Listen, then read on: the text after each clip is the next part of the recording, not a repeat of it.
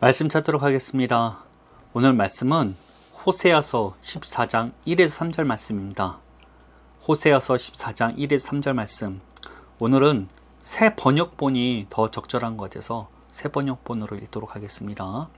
호세아서 14장 1에서 3절 말씀 제가 낭독하도록 하겠습니다. 이스라엘아, 주 너희 하나님께로 돌아오너라. 내가 지은 죄가 너를 거꾸로 틀었지만 너희는 말씀을 받들고 주님께로 돌아와서 이렇게 아뢰어라. 우리가 지은 모든 죄를 용서하여 주십시오. 우리를 자비롭게 받아주십시오. 수송아지를 드리는 대신에 우리가 입술을 열어 주님을 찬양하겠습니다.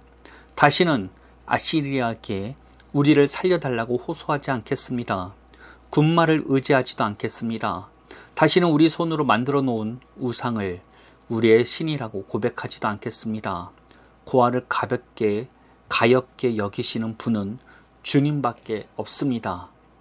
오늘 선포하고자 하는 말씀은 하나님께서 바라시는 것이라는 제목으로 말씀을 나누어 보고자 합니다. 방금 우리가 읽은 본문은 호세아 선지자가 하나님께 어떻게 회개할지를 알려주는 내용을 담고 있습니다. 음란한 여인과 결혼하라는 순종하기 어려운 명령에도 끝까지 순종함으로써 하나님을 쫓았던 호세아, 그의 가르침이라면 무척이나 신뢰할 만할 것입니다. 하나님께서도 그만큼이나 호세아 선지자를 믿었기에 그에게도 이러한 명령을 하실 수가 있으셨던 것이죠. 그런데 이러한 호세아 선지자가 활동하는 배경에 대해서는 간략하게 이해를 할 필요가 있습니다. 호세아 선지자가 활동하던 영역은 북이스라엘이었습니다. 그 당시 이스라엘은 남유다와 북이스라엘로 분리되어 있는 상태였습니다. 유다와 베냐민이 남유다 그리고 나머지 10지파가 북이스라엘로 구성되어 있었습니다. 그런데 북이스라엘은 남유다와는 다르게 종교적인 전통성이 많이 부족했습니다. 하나님께서 기름 부어 세우신 다윗의 후손이 나라를 다스리는 것도 아니었고 하나님의 성전 역시 남유다에 속한 예루살렘에 있었기 때문입니다. 그렇기에 북이스라엘은 자신들 나름대로의 전통성이 필요했습니다. 그래서 초대 북이스라엘의 왕 여로보암은 황금소 우상을 만들어서 베델과 단에 두었습니다. 그리고 이것들을 백성들에게 하나님이라 칭하며 섬기게 만들었습니다. 북이스라엘이라는 나라도 종교국가 타이틀을 갖고 있었기 때문에 이러한 짓을 벌이게 된 것입니다. 그런데 하나님께서는 자신을 우상으로 만드는 것도 거절하시는 분이셨습니다. 즉 북이스라엘 백성이 베델과 단에 가서 하나님께 제사를 드리고 기도를 하는 행위는 어떻게 보면 하나님을 대적하는 행동과 마찬가지였던 상황인 것입니다. 그럼에도 불구하고 북이스라엘의 어떠한 왕도 이러한 여로보암의 죄에서 벗어나지는 않았습니다. 황금소를 인정하지 않는 것은 곧 자신들의 전통성을 무너뜨린다고 생각하였기 때문입니다. 백성들은 나름대로 하나님을 예배한다고 베델과 단에 가서 제사를 드린다지만 이거 역시 하나님의 말씀에서 벗어나는 일이었고 하나님을 우상화하다 보니 다른 우상들도 자연스럽게 받아들여 함께 섬기는 일이 일어나게 되었습니다. 그러다 보니 북이스라엘은 남유다에 비해 더욱더 빠르게 타락함으로 넘어가게 된 것입니다. 이런 상황 속에서 하나님께서는 북이스라엘의 많은 선지자들을 보내주셨습니다. 그리고 하나님께서는 호세아의 결혼 생활을 통해서 북이스라엘의 불순종에 대해서 적나라하게 고발하신 것입니다. 그러나 정말 하나님께서 바라시는 것은 북이스라엘을 정죄하고 멸망시키려는 목적이 아니라 북이스라엘이 다시 하나님께 돌아와 회복되는 것을 바라셨다는 것입니다. 호세아는 누구보다 하나님을 잘 안다는 선지자였습니다. 그렇게 하나님께서 무엇을 가장 원하시고 바라는 것을 알고 있었던 것입니다. 그렇게 호세아 선지자는 하나님께서 정말 바라시는 것, 그에 맞는 회개를 백성들에게 알려줄 수 있는 것입니다. 그렇다면 호세아 선지자가 파악한 정말 하나님께서 바라시는 것은 무엇일까요? 첫 번째, 하나님께서 바라시는 것은 형식적인 것에서 벗어나는 것입니다. 본문 2절에는 이와 같은 구절이 있습니다. 제가 낭독하도록 하겠습니다. 수송아지를 드리는 대신에 우리가 입술을 열어 주님을 찬양하겠습니다. 북이스라엘의 전통성이 무척이나 부족하다고 하지만 그들 모두 아브라함의 후손이며 야곱의 후손인 것은 사실이라는 것입니다. 즉 조상 때부터 하나님을 섬겨왔으며 자기들 나라의 문화 자체가 하나님에 대한 신앙과 연결되어 있다는 것입니다. 이렇게까지 되다 보니 백성들은 하나님에 대한 마음이 별로 없음에도 불구하고 습관적으로 예배를 드리는 상황에 이르게 됩니다. 즉 하나님을 사랑하는 마음도 존경하는 마음도 없지만 조상 때부터 해온 것이기에 의무적으로 하나님을 섬겼던 것입니다. 그런데 그들이 더욱더 하나님 앞에 나아가는 것이 형식적으로 변화되는 데는 하나님을 섬기는 신앙과 삶을 분리한 것에 있다는 것입니다. 남유다도 마찬가지겠지만 북이스라엘은 하나님을 조상 때부터 섬겨왔던 신, 전쟁에 능한 신 정도로 생각했습니다. 그러나 직접적인 자신들의 삶의 필요에는 하나님께서 적절하지 못하다고 생각했던 것입니다. 농사와 관련된 신이자 자녀 생산에 영향을 주는 발과 아세라를 무척이나 열심히 섬겼습니다. 왜냐하면 발과 아세라는 자신들의 필요를 채워주는 신이라고 생각하였기 때문입니다. 그리고 이런 우상 숭배가 자연스러웠던 것은 하나님을 우상화해서 이미 섬기고 있었기 때문입니다. 즉 그들은 하나님 역시 황금소로 우상화하였기에 수많은 신 가운데 하나라는 인식을 가지고 있었던 것입니다. 이스라엘 백성이 이런 상태이니 조상 때부터 하나님을 섬겨왔다 할지라도 그들 마음에는 하나님을 경외하고 사랑하는 마음이 존재하지를 않았던 것입니다. 이스라엘 백성들은 하나님께서 허락하신 가나안 땅에서 얻게 될 소출들을 하나님이 아닌 실체가 존재하지도 않는 우상들에게 바치는 일들을 행하게 된 것입니다. 사실상 오늘날 신앙인들이 형식적으로 변하게 되는 가장 큰 이유는 물론 습관적인 신앙생활이 오래되다 보니 그럴 수도 있겠지만 하나님께서 우리의 삶에 관여하신다는 믿음과 체험이 부족하기 때문이 아니겠습니까? 하나님을 단순히 마음의 위안 정도로만 생각하며 자신의 삶에 관여한다는 생각이 적기 때문에 더욱더 예배는 형식적으로 바뀌고 있는 게 오늘날의 현실이라는 것입니다. 이렇게 되는데 가장 큰 이유는 우리가 그동안 몸담고 있었던 교회에서의 가르침이 가장 큰 영향일 것입니다. 왜냐하면 성경이 완성되고 은사는 중지되었기에 오늘날 하나님께서 오직 성경으로만 우리에게 말씀하신다고만 가르치기 때문입니다. 하나님의 내적인 음성과 인도함을 받는다면 지통계시 이단이라는 정죄가 오늘날 교회 안에서 일어나고 있는 현실이라는 것입니다. 그렇다 보니 하나님의 실제적인 인도함이나 음성 그리고 신령한 은사에 대한 말을 꺼내면 은사주의 또는 신사도가 아니냐며 색안경을 끼고 바라보는 사람들도 존재한다는 것입니다. 그런데 그것 아십니까? 예수님께서 십자가를 지시면서까지 우리에게 구원을 허락하신 것은 단순히 우리가 죽으면 천국 가는 것을 목적 삼고 계신 것이 아니라는 것입니다. 우리의 전적인 회복을 위해서 예수님께서는 십자가를 지신 것입니다. 하나님과 다시 자연스럽게 교통하며 이 땅 위에서 하나님을 나타내는 하나님의 대리자로서 우리를 살고자 하는 것이 주님의 부르심이라는 것입니다. 이 땅에서 하나님과의 세밀한 교제 가운데 하나님의 나라를 나타나게 하는 사람이 죽게 되면 가는 곳이 하나님의 나라인 것입니다. 즉 우리가 하나님의 음성을 듣고 하나님의 세밀한 인도함을 받게 되는 것도 예수님의 십자가 희생을 통해서 우리에게 주어진 약속이라는 것입니다. 제가 좀 자주 인용하지만 요엘 선지자는 이러한 새 언약의 한 부분을 이와 같이 예언하였습니다. 요엘서 2장 28절입니다. 그 후에 내가 내 영을 만민에게 부어주리니 너희 자녀들이 장래일을 말할 것이며 너희 늙은이는 꿈을 꾸며 너희 젊은이는 이상을 볼 것이며 어린아이, 노인, 청년 할 것 없이 모두가 과거 선지자와 같이 하나님과 교통하게 될 것이라는 것입니다. 하나님의 말씀을 믿으시길 바랍니다. 그리고 체험하시길 바랍니다. 하나님께서는 오늘도 말씀하시며 우리를 세밀하게 인도해 가시는 분이라는 것입니다. 그렇게 우리의 삶에 예배와 삶을 나누는 것은 무척이나 불필요하다는 것입니다. 우리의 모든 삶 가운데 개입하시며 말씀하시는 그 하나님을 체험하시길 바랍니다. 그 하나님을 우리가 만날 때 우리는 형식적인 신앙에서 벗어나게 되는 것입니다. 두 번째, 하나님께서 바라시는 것은 하나님을 신뢰하게 되는 것입니다. 3절에는 이와 같이 말씀하고 있습니다. 다시는 아시리아에게 우리를 살려달라고 호소하지 않겠습니다.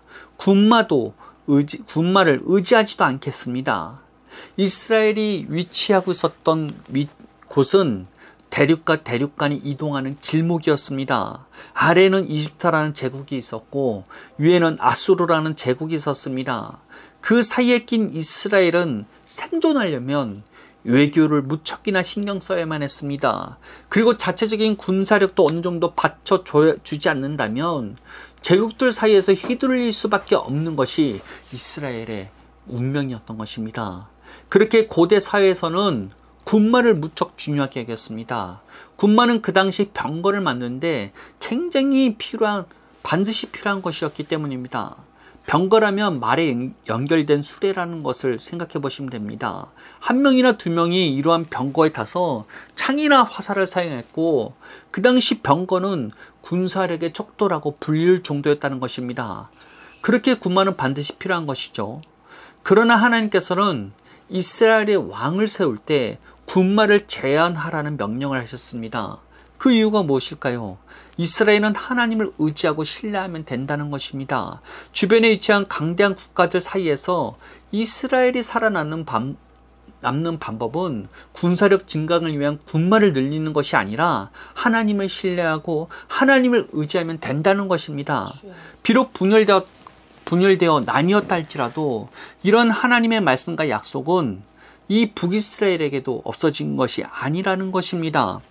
그렇기에 선지자는 이스라엘에게 이와 같이 회개시킨 것입니다. 강대한 국가에 의지하지도 않을 것이며 군마를 의지하지 않겠다고 고백하도록 만든 것입니다.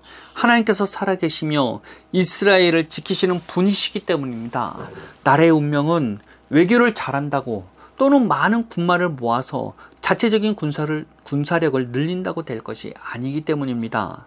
이스라엘은 다시 하나님께로 돌아오는 것이 무척 중요한 것입니다. 실제로 이스라엘 역사를 보면 엄청난 전력의 차이가 있음에도 불구하고 이스라엘이 하나님을 믿고 신뢰한다면 하나님께서는 항상 승리로 이끌어 주셨다는 것입니다.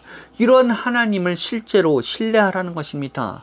우리 역시 하나님을 믿는 것에 있어서 이와 같은 신뢰로 넘어가야만 합니다. 하나님께서는 우리의 삶에 충분히 개입하신다는 것이 가입하는 것이 가능하시며 우리가 생각지도 못하는 일들을 우리의 삶에 나타나게 하시는 분이시라는 것입니다. 그런데 반드시 우리가 이해해야 하는 부분이 있습니다. 그것은 하나님의 개입이 우리의 삶에 이루어지게 하려면 우리의 믿음이 필요하다는 것입니다. 하나님께서는 인간을 창조하셨을 때 인간에게 자유의지를 허락해 주셨습니다. 이는 하나님의 개입을 우리의 삶에 허락할 것인지 아닌지를 우리가 선택할 수 있다는 말이 되기도 한다는 것입니다. 즉 우리가 믿음으로 하나님이 우리의 삶에 개입하실 수 있도록 열어주기만 한다면 하나님께서는 우리의 삶에 직접적으로 영향을 미칠 수가 있다는 것입니다. 호세아 선지자가 이스라엘에게 외교나 군사력을 믿지 말고 하나님을 신뢰하라고 하는 것은 이런 것을 잘 알고 있었기 때문입니다. 하나님께서 자신들을 보호해 줄 것을 또는 구원해 줄 것을 믿고 신뢰할 때 그 믿음 위에서 하나님께서 개입하실 수가 있기 때문입니다. 이와 같이 우리들은 우리의 삶에 하나님께서 개입하실 수 있도록 믿음을 사용할 줄 알아야 한다는 것입니다. 제가 얼마 전에 우연히 재미있는 책을 읽게 되었습니다. 그것은 자기 개발서인데 놀랍게도 신앙서적보다 믿음에 대해서 잘 이해하고 있어서 놀랐던 책입니다. 그 책의 저자는 우리가 미래의 자신과 연결되어야 한다고 이야기하고 있습니다. 즉 우리가 원하는 미래의 모습과 연결되어서 내가 원하는 미래의 모습으로 지금 살라는 것입니다. 저는 이것이 일종의 실상을 그리는 것이라고 판단되었습니다. 그렇게 이러한 생각까지 넘어가게 되었던 것 같습니다. 그것은 우리가 믿는 사람이 가장 원하는 미래의 모습은 무엇입니까? 마지막 때 예수님 앞에서 영화롭게 변화되는 것 아니겠습니까? 모든 육신과 죄의 속박에서 벗어나 예수님과 얼굴과 얼굴을 맞대며 교제하는 그때를 신앙인들은 소망하고 있다는 것입니다. 그렇게 내가 가장 원하는 미래의 모습, 영화롭게 변화되어 하나님과 교통하는 그 모습과 연결하면 된다는 것입니다. 영화롭게 변화된 나로서 지금을 살며 생각하고 상상해 보라는 것입니다. 이것이 믿음의 실상을 그려내는 매우 강력한 도구가 아닐까 생각해 보았습니다. 우리는 믿음으로써 하나님께서 우리의 삶에 개입하실 수 있는 문을 열어줄 수 있습니다. 그런데 단순히 믿음이라 하면 막막하실지도 모르겠습니다. 하나님께서 우리의 삶에 적극적으로 개입하신 그 순간들, 앞으로 일어날 일들을 상상해보고 경험하는 나 자신과 연결해보라는 것입니다. 하나님께서 개입하시는 것들을 우리의 삶에 그려보시고 감사함으로 하나님께 반응해 보시길 바랍니다. 이러한 믿음을 통해서 하나님께서는 자유롭게 우리의 삶에 개입하실 수가 있게 되는 것입니다. 하나님을 신뢰하시길 바랍니다. 하나님께서 우리의 삶에 나보다 더욱더 개입하시기를 바라시는 분이시라는 것입니다. 여러분들의 자유의지를 사용해서 믿음을 통해서 주님을 받아들이시길 바랍니다. 세 번째, 하나님께서 바라시는 것은 우상숭배에서 벗어나는 것입니다. 3절에 이와 같이 말씀합니다. 다시는 우리의 손으로 만들어 놓은 우상을 우리의 신이라고 고백하지도 않겠습니다. 호세아 선지자가 활동했던 북이스라엘은 우상숭배가 만연했습니다. 이를 허락한 가장 큰 계기는 황금소라는 잘못된 정통을 만들어 버렸기 때문입니다. 야훼 하나님을 황금소로 만들어 버리고 섬기다 보니 하나님을 다른 우상들과 다를 바 없이 생각해 버리게 만들어 버린 것입니다. 그런데 왜 북이스라엘 초대왕 여로보암이 하나님을 황금소로 표현해서 만들어 놓은 것일까요? 겉으로는 자신들의 전통성을 세우기 위함일 것입니다. 그러나 그 이면에는 눈에 보이지 않는 두려움 때문일 것입니다. 여로보암 왕은 솔로몬과 그의 아들 르호보암이 하나님 앞에 타락하였을 때 하나님께서 직접 세운 왕이었습니다. 즉 여로보암까지도 하나님께서 직접 기름 부어서 세운 왕이라고 할 수 있습니다. 그러나 그는 자신의 전통성에 대해서 굉장히 고민하고 두려워했던 사람이었습니다. 백성들이 자기를 죽이고 다시 다윗 왕조에게 돌아갈까 봐 걱정하던 사람이었습니다. 그리고 하나님께서 자신을 선택하셨다는 확신이 역시나 부족했습니다. 그렇게 만들어낸 것이 하나님을 눈에 보이게 만드는 것이었습니다. 인간이 우상을 만들어내는 이유가 무엇입니까? 눈에 보여야 믿고 안심하게 되는 인간의 심리 때문이 아니었겠습니까? 여로보암은 하나님께서 자신을 선택하셨고 인정하셨다 할지라도 그는 보이지 않는 하나님을 두려워하고 있었던 것입니다. 보이지 않는데 어떻게 믿냐는 것입니다. 우리가 하나님을 신뢰하지 못하고 다른 것에 의존하고 우상 삼는 것은 여기에 있다는 것입니다. 우리는 자꾸 눈에 보이는 것만 믿으려고 합니다. 그러나 우리가 숨을 쉬게 만드는 공기는 눈에 보이는 것일까요? 이 세상을 돌아가게 하는 모든 법칙들 역시 우리의 눈에는 보이지 않는 것들이라는 것입니다. 즉 눈에 보이는 것만 믿고 신뢰하려는 것 자체가 모순이라고 할 수가 있습니다. 우리는 보이지 않지만 직접 보게 되고 경험하게 되면 직접 이것을 경험하게 되면 믿게 되어 있습니다. 하나님도 마찬가지라는 것입니다. 하나님 역시 우리의 눈에 보이지는 않습니다. 그렇다 보니 믿는다 할지라도 자기도 모르게 눈에 보이는 것들을 쫓게 되어 있다는 것입니다. 우리는 이런 잘못된 의존들에서 벗어나야만 한다는 것입니다. 하나님을 우리가 믿음으로 따를 때 우리는 주님을 직접적으로 경험하고 주님을 체험할 수 있게 된다는 것입니다. 그렇게 성경은 이와 같이 말씀하고 있습니다. 마태복음 24장 35절입니다. 천지는 없어질지언정 내 말은 없어지지 아니하리니 하나님의 말씀은 모든 세상에서 없어지더라도 끝까지 남아있게 됩니다. 그리고 법칙으로서 영향력을 미치게 되어 있다는 것입니다. 하나님께서 이 세상을 창조하시고 세운 법칙이 모두 무너진다 할지라도 하나님의 말씀은 없어지지 않는다는 것입니다. 우리는 그 약속들을 신뢰하고 믿어야 합니다. 이는 공기가 눈에 보이지 않음에도 불구하고 우리가 공기가 있다는 것을 믿는 것과 같이 말입니다. 당장 내가 죄에 눌리고 죄의 결과들이 우리의 삶 가운데 우리를 유린하고 있다 할지라도 하나님의 약속이 우리를 죄에서 자유하게 할 뿐만 아니라 모든 죄의 권세를 무너뜨릴 수 있는 능력까지 우리에게 허락하셨다는 사실을 믿어야 한다는 것입니다. 그렇게 사도 바울은 우리의 신앙생활을 믿음의 선한 싸움이라고 표현한 것입니다. 디모데전서 6장 12절에는 이와 같이 말하고 있습니다. 믿음의 선한 싸움을 싸우라. 영생을 취하라. 이를 위하여 내가 부르심을 받았고 많은 증인들 앞에서 선한 증언을 하였도다. 더 이상 눈에 보이는 것을 믿지 마시길 바랍니다. 눈에 보이지 않지만 영원히 없어지지 않으며 영향력을 미치고 있는 하나님의 말씀을 붙잡으시길 바랍니다. 그렇게 성경은 믿음을 이와 같이 표현한 것입니다. 히브리서 11장 1절입니다. 믿음은 바라는 것의 실상이여 보이지 않는 것들의 증거니 믿음을 사용함으로써 하나님을 체험하시길 바랍니다. 우리가 숨을 쉬며 공기가 있다는 것을 믿게 되는 것처럼 믿음으로 하나님을 경험함으로써 하나님의 살아계심을 경험합시다. 더 이상 눈에 보이는 것에 끌려다니는 것에서 벗어납시다. 북이스라엘과 여로보암이 걸었던 길을 우리는 걸어서는 안 된다는 것입니다. 자기도 모르게 눈에 보이는 것만 믿고 우상화하던 모든 것에서 돌이킴으로써 영원히 없어지지 않는 하나님의 말씀을 믿읍시다. 말씀대로 믿고 말씀대로 생각하고 말씀대로 상상함으로써 하나님의 말씀이 나타나는 것을 경험하는 성도님들 되시기를 축복하겠습니다. 이것이 믿음의 선한 싸움입니다. 당장 닥쳐오는 상황과 환경에 휘둘릴 것이 아니라 하나님의 약속의 지배를 받아야만 한다는 것입니다. 이는 우리가 믿음을 계속해서 사용하는 것밖에 없다는 것입니다. 보이지 않는 증거이자 실상을 만들어내는 것은 우리의 믿음에 있다는 것입니다. 마지막으로 정리하도록 하겠습니다. 호세아 선지자는 하나님의 마음을 누구보다 잘 이해하는 선지자였습니다. 음란한 여인 고멜과 결혼하라는 무리한 명령까지도 순종함으로써 하나님의 마음을 누구보다 잘 이해한 그였기 때문입니다. 그러한 그가 가이드하는 회개인이 확실한 것입니다.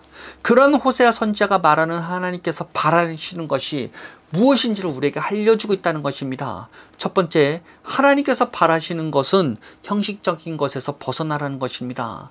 북이스라엘은 습관적으로 하나님을 섬겨왔기에 진실은 사라지고 형식적인 것만 형식적으로 변해갔습니다. 그런데 그들이 더욱더 하나님 앞에 형식적으로 나가게 된 것은 신앙과 삶을 분리했기 때문입니다. 야훼 하나님은 국교이자 자신들의 조상 때부터 섬겨왔던 하나님, 삶에서는 다른 우상들의 신을 전문이라고 생각하고 받아들였다는 것입니다. 바알과 아세라는 자신들의 삶에 직접적으로 관여하는 전문가로 곧 모셨다는 것입니다.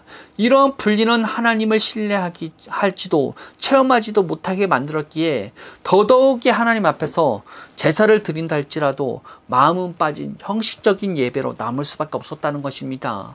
오늘날 믿는 이들이 형식적으로 변해가는 이유는 이와 마찬가지라는 것입니다. 어려서부터 익숙해져 온 문화이기 때문도 있지만 우리가 신앙과 삶을 분리하였기에 하나님을 체험하지 못한 이유가 크다는 것입니다. 하나님께서는 우리의 삶 가운데 개입하시는 분이십니다. 오늘날 우리에게 말씀하시며 인도하시는 분이시라는 것입니다. 복음은 단순히 예수 믿고 구원받는 것을 넘어서서 하나님과의 완전한 관계의 회복을 목표로 하고 있다는 것입니다. 즉 우리들이 과거 아담과 같이 하나님과 교통하고 하나님의 인도함을 받게 되는 것을 목적 삼고 있다는 것입니다. 이를 믿음으로 하나님을 찾고 하나님의 인도함을 받으셔야 합니다. 하나님을 직접적으로 체험하고 경험할 때 우리의 삶 가운데 개입하신다는 것을 우리는 깨닫고 형식적인 신앙에서 벗어날 수 있게 된다는 것입니다. 하나님을 경험해 보시길 바랍니다. 두 번째, 하나님께서 바라시는 것은 하나님을 신뢰하게 되는 것입니다. 북이스라엘이라는 나라는 그 당시 가장 큰 제국인 이집트와 아수르 사이를 잇는 위치에 있었습니다. 그러다 보니 외교에 무척 신경 썼어야 했습니다. 뿐만 아니라 자신들의 군사력이 부족하면 언제든지 제국들에게 휘둘릴 수 있는 처지였기에 군사력 또한 무척 중요했습니다. 그러나 하나님께서는 오로지 자신만을 믿으라고 말씀하십니다. 오히려 왕을 세울 때 왕에게 명령하는 것이 많은 군마를 모으지 않는 것입니다. 많은 나라들과 외교적인 관계를 맺지 않는 것입니다. 이 말은 이스라엘의 생존은 외교를 잘하고 군사력을 키우는 것이 아닌 하나님을 정적으로 신뢰하는 것에 있다는 것입니다.